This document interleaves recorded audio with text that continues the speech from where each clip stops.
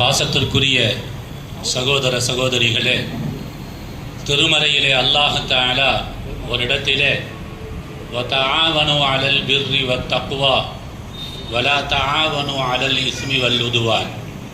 இந்த ஆயத்தினுடைய பொருள் என்னவென்று சொன்னால், நன்மையான காரியங்களுக்கு நீங்கள் உதவி செய்யுங்கள், இரையச்சமான காரியங்களுக்கு நீங்கள் உதவி செய்யுங்கள், பாவமான காரியங்களுக்கு நீங்கள் உதவி செய்யாதீங்க சொல்லி அல்லாஹ் தஆலா சொல்றார். இந்த ஆயத்துடைய பின்னணியில் எடுத்துக்கிட்டா, நீங்கள் உதவி செய்யுங்க அப்படின்னு சொல்லும் போதே அல்லாஹ் இந்த உலகத்தில் மனித சமூகத்தை எப்படி படைச்சிருக்கான்னு சொன்னால், ஒருத்தர் இன்னொருத்தருடைய அரவணைப்பில் வாழ வேண்டிய சூழ்நிலை இருக்கு. யாருமே நாம் தனித்து வாழணும்னு நினச்சா முடியாது.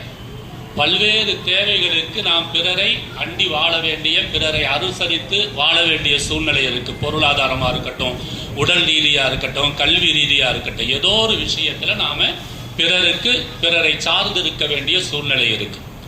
அப்படிங்கும்போது அல்லாஹ் இன்னொரு பக்கத்தில் நமக்கு மறைமுகமாக என்ன வச்சிருக்கான்னு சொன்னால், உங்களிடத்துல யார் உதவி தேடி வருகின்றார்களோ அவங்களுக்கு நீங்கள் உங்களை சார்ந்து ஏதோ ஒரு உதவிகளை நீங்கள் செய்யுங்க அப்படிங்கிற ஒரு செய்தியும் அதில் இருக்கு. அதுக்கு தகுந்த மாதிரியே சில மனங்களை அல்லாஹ் படைச்சிருக்கிறான்.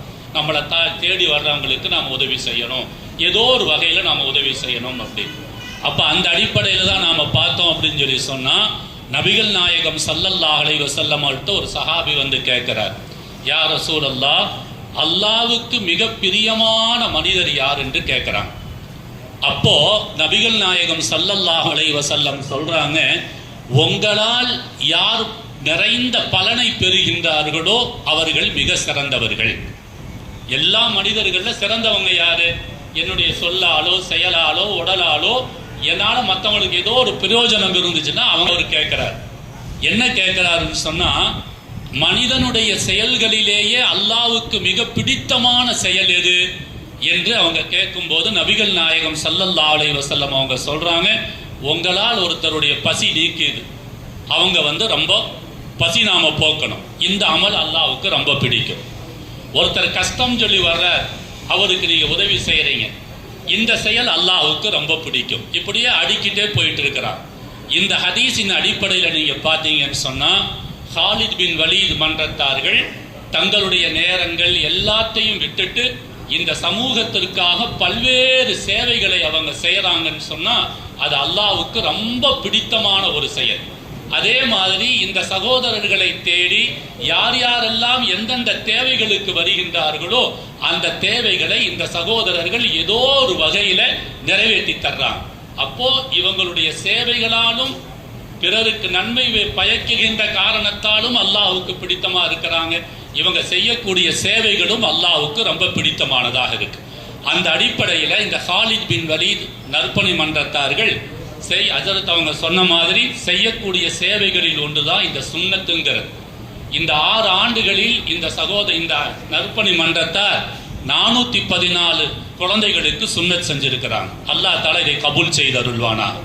இந்த சேவைக்காக யார் யாரெல்லாம் உடல் உழைப்பு, ஆலோசனை, பொருளுதவி செய்கின்றார்களோ அத்தனை பேர்களுடைய வாழ்க்கையிலும் அல்லாஹ் நிறைந்த பரக்கத்துகளையும் ரஹமத்துக்களையும் செய்தருள்வானாக.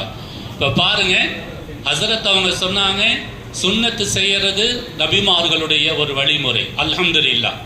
இப்போ இந்த சுன்னத்து செய்யறதுனால என்னென்ன பிரயோஜனங்கள் இருக்கு அப்படிங்கறத நாம விடாவரியா சொல்லலாம். ஆனால் சகோதரிகள் இருக்குகின்ற காரணத்தால் அது சொல்ல முடியாது. ஆனா அதுல ஒண்ணு என்னன்னு சொன்னா, நான் அந்த குளத்துக்கு தான் வாக்கிங் போவேன், குளத்துல வாக்கிங் போவேன். அப்போ யாராக இருந்தாலும் முதல்ல அவங்க எந்த மதத்தவராக இருந்தாலும் 2 நாள் பார்த்தா 3ஆவது நாளும் நான் கையை தூக்கிடுவேன். இந்த சலாம் சொல்றதுனால, இந்த சலாம் சொன்னா உடனே அடுத்த நாள் அவங்க நம்மளை பார்த்து சிரிப்பாங்க, ஒரு நட்புணர்வு உண்டாயிருது. 3ஆவது நாள் நம்மளை பார்த்து அவங்க ஒரு முஹப்பத்துக்கு ஆளாயிடுறாங்க. இது எந்த மதத்தவராக இருந்தாலும் சரி, எவ்வளவு பெரும் உயர்ந்தவங்களா இருந்தாலும் சரி. நீங்க ஒரு ஆபீசரே நீங்க போங்களேன், ஒரு சல்யூட் பண்ண பாய் வாங்குவாங்க அந்த அதிகாரிகள்.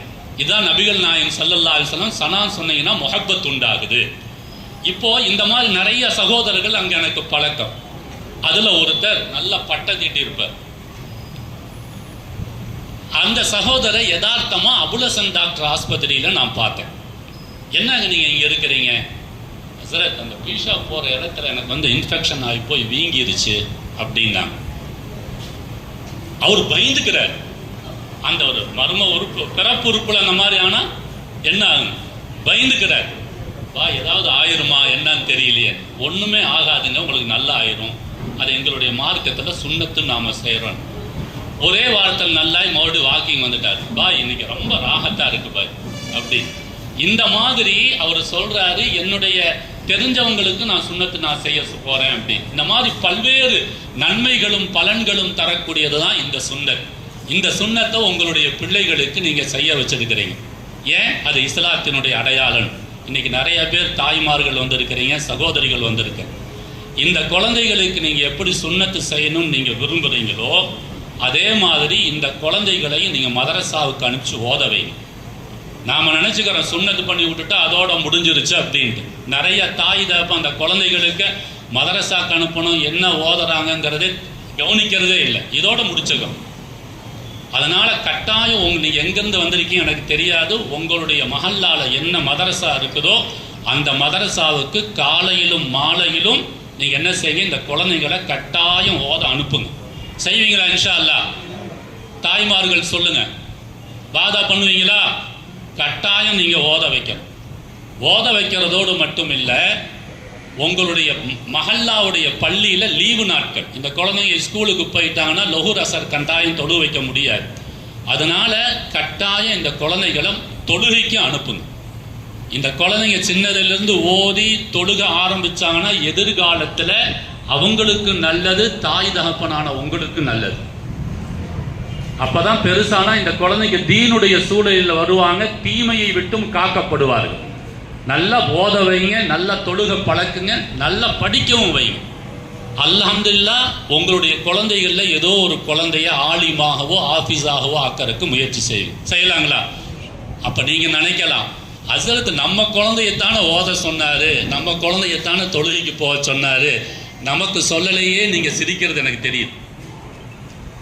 நீங்களும் தொழுகணும் இன்ஷா அல்லாஹ். செய்வீங்களா? அல்ஹம்துலில்லாஹ் இந்த சுன்னத்தான காரியத்தினுடைய பரக்கத்தை கொண்டு அல்லாஹ் எதிர்காலத்தில் உங்களையும் செல்வச் சீமான்களாக்கி அல்லாஹ் பல்வேறு தீனுடைய சேவைகள் செய்வதற்கு அல்லாஹ் காரணகர்த்தாவாக உங்கள் அனைவர்களையும் காரணகர்த்தாவாக ஆக்கி அருள்வானாக. இந்த ஹிதுமத்து செய்வதற்கு யார் யாரெல்லாம் காரணகர்த்தாக்களோ அவர்கள் அத்தனை பேர்களையும் அல்லாஹ் கபூல் செய்து அருள்வானாக.